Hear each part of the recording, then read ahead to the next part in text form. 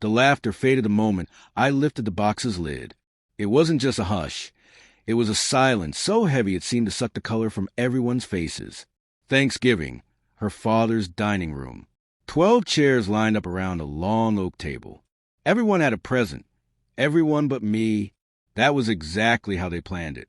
"Oh, we forgot you," her sister said, her voice too loud and sharp, the fake surprise plastered across her face. Her husband smirked behind his wine glass, amused. Even her father didn't bother to look up. He kept slicing his turkey like nothing had happened. But they all noticed. This moment wasn't accidental.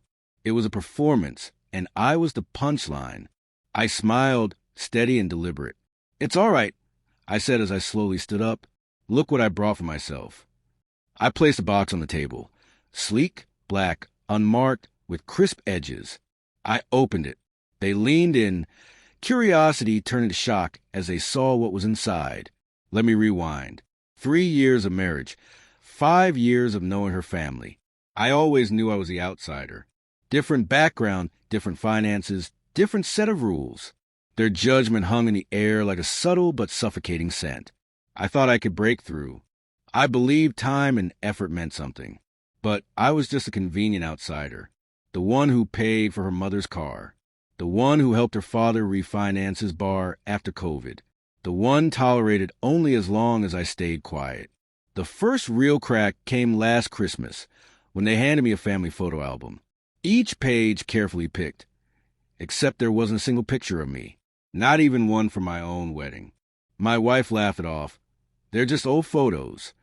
But the last page showed her cousin's wedding from just 3 months before. I was there, standing right beside her, but cropped out. That's when I stopped trying. I began watching instead. I noticed how her sister left me out of group texts about family events. How her father would only introduce me as the husband, never by name. How my wife stopped correcting them. I observed. I shut my mouth. I prepared. I moved our savings into a private account. She never caught on.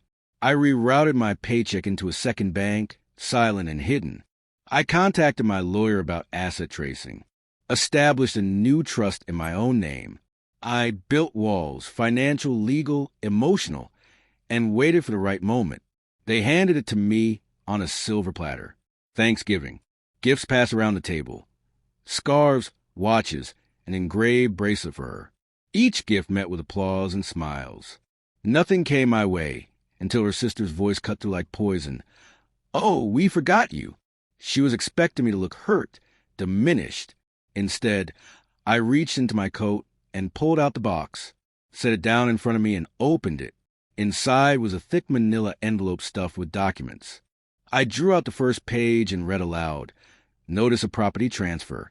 Sliding across the table to her father, I said, "Remember the bar I helped you save? It's yours again completely. I sold my stake last week." His mouth fell open, eyes wide. Next page.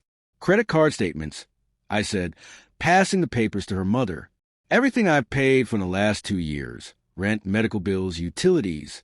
I've closed all the accounts. You want to adjust your budget." Her mother's face drained of color. Then I turned to her sister. "The loan I co-signed for your husband's truck? I withdrew my name last month. The new interest rate is harsh." Her husband flinched. Finally, I looked my wife straight in the eyes. "This one's for you." I handed her a folded letter. She opened it, read it, understood. I waited for her to say something, but she stayed silent. Her hand trembled slightly. "Prenup clause 4C. Infidelity void spousal support." She knew. I knew. "Cruel," her sister whispered, voice cracking. "No," I replied evenly. "I'm being precise." The table remained still. Food untouched, forks frozen midair. I stood up, buttoned my jacket, and left the box and chaos behind. That was 3 weeks ago. Since then, she's texted, called, even cried. I haven't blocked her, and I don't need to. She locked herself out the moment they made me the outsider. They deliberately left me out. So I reminded them. I don't wait for a seat at tables I've paid for. I build my own. And if I have to, I burn the old one down. This Thanksgiving, I gave them the gift they earned. Silence and consequences.